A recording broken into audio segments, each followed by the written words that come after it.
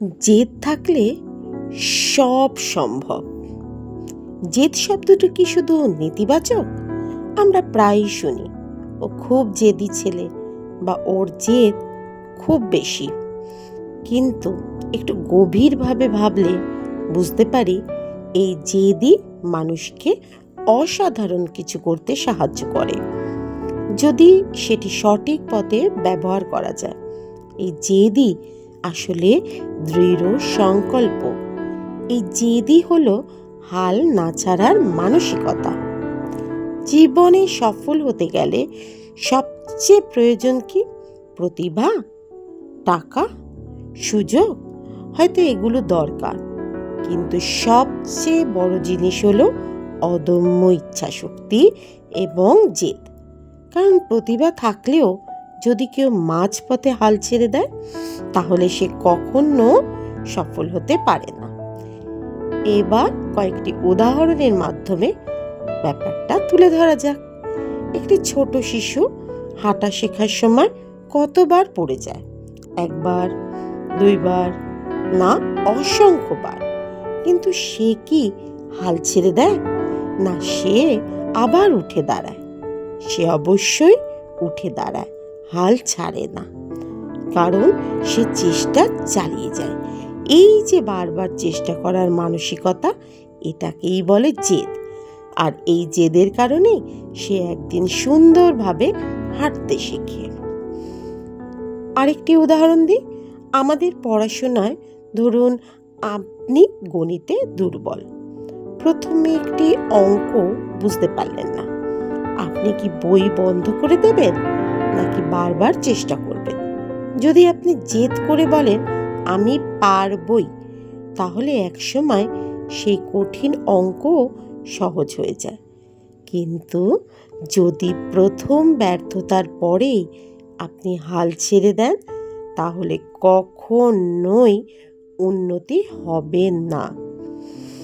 ধরুন একজন ছাত্র প্রতিযোগিতামূলক পরীক্ষায় বারবার ফেল করছে। চারপাশের মানুষ তাকে বলছে তুমি পারবে না, কিন্তু সে নিজের ওপর বিশ্বাস রেখে আবার চেষ্টা করেছে। এক সময় সে সফল হলো। এই সফলতার পেছনে মূল শক্তি কি? তার জেদ আর তার দৃঢ় সংকল্প। আবার ধরুন একজন খেলোয়াড় প্রতিদিন অনুশীলন করে, অনেক কষ্ট সহ্য করে, বহুবার হারে, কিন্তু সে থামে না, কারণ তার মনে একটাই জেদ, আমাকে জিততে হবে। এই জেদই তাকে একদিন বিজয়ী করে তোলে।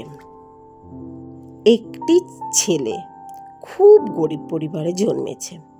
পড়াশোনার জন্য তার কাছে ভালো বই নেই, কোচিং করার সুযোগও নেই।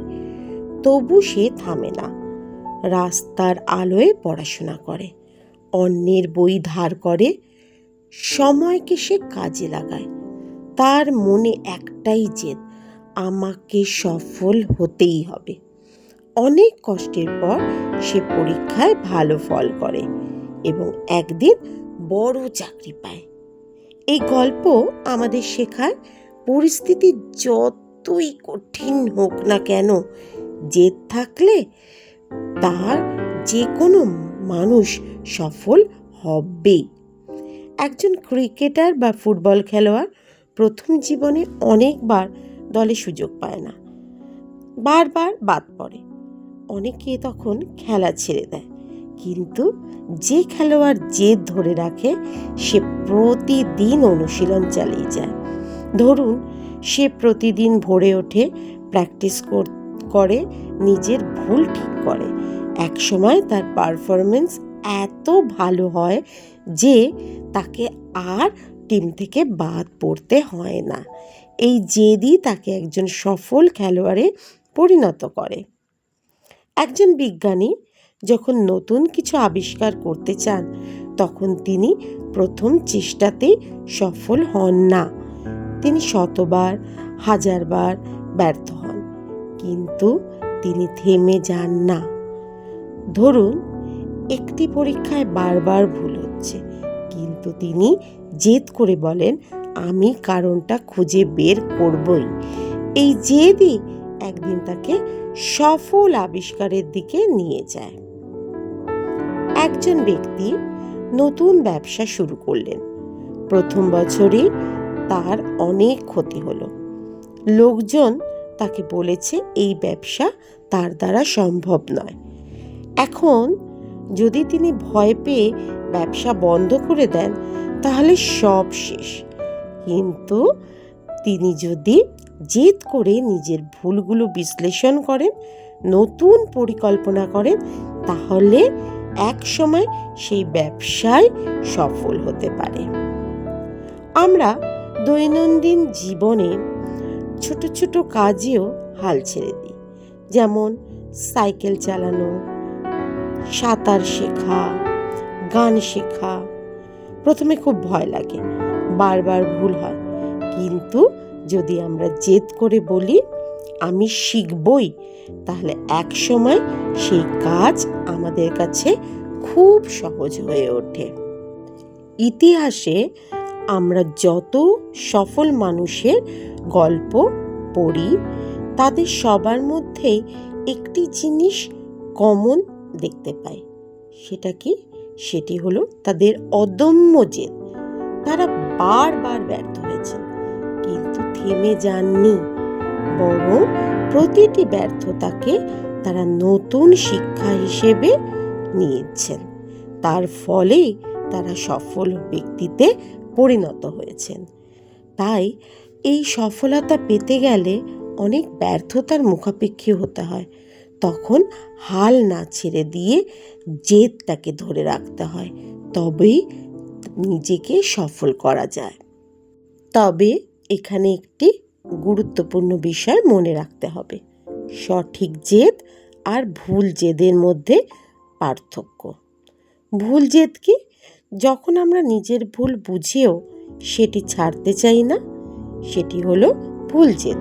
যেমন অভিভাবকের কথা না শোনা, খারাপ কাজে জেদ ধরা, এসব আমাদের ক্ষতির কারণ হয়। আর সঠিক জেদ কি? যখন আমরা ভালো কিছু অর্জনের জন্য, নিজের স্বপ্ন পূরণের জন্য সত্যের পথে থেকে দৃঢ়ভাবে এগিয়ে যাই, সেটাই হলো সঠিক জেদ। আমরা অনেক সময় ব্যর্থতায় ভেঙে পড়ি, মনে হয় আমি পারবো না। কিন্তু মনে রাখতে হবে, ব্যর্থতা মানেই শেষ নয়, বরং ব্যর্থতা হলো সফলতার প্রথম ধাপ। আর এই ধাপগুলো পেরিয়ে যেতে হলে প্রয়োজন হয় জেদ, একটি ইতিবাচক শক্তিশালী জেদ। আপনার যদি স্বপ্ন থাকে ডাক্তার হওয়া, ইঞ্জিনিয়ার হওয়া, ভালো মানুষ হওয়া, তাহলে আপনাকে বলতে হবে যত বাধাই আসুক আমি থামবো না। কারণ পৃথিবীতে কোনো বড় অর্জন সহজে আসে না। কষ্ট থাকবে, বাধা থাকবে, ব্যর্থতা থাকবে, কিন্তু যার জেদ আছে তাকে কেউ থামাতে পারে না।